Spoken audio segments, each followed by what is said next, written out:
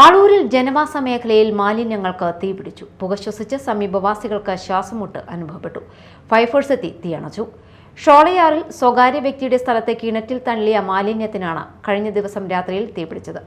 സ്വകാര്യ ആശുപത്രിയുടെ മാലിന്യങ്ങളും ഹോട്ടൽ വേസ്റ്റും മറ്റുമാണ് തീപിടിച്ചത്.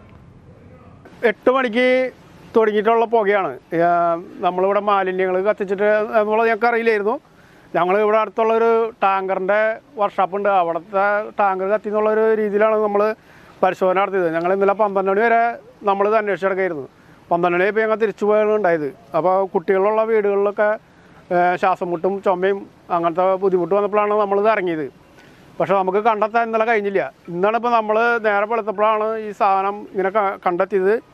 ഇപ്പോൾ അതിൽ നമുക്കൊരു തോംസൻ്റെ ഒരു ഹോട്ടലിൻ്റെയും പിന്നെ അവരുടെ ആസ്പത്രിയും വേസ്റ്റ് മാലിന്യം കത്തിക്കുന്നതായിട്ടാണ് നമുക്ക് മനസ്സിലാക്കിയത്. ഇപ്പോൾ അവരുടെ അവിടെ നിന്ന് കിട്ടിയിട്ടുള്ള ഒരു പേപ്പറും ബില്ലുകളൊക്കെ വെച്ച് നോക്കുമ്പോൾ ഇപ്പോൾ അവരുടെ സാധനങ്ങളായിട്ടാണ് നമുക്കത് തോന്നണത്.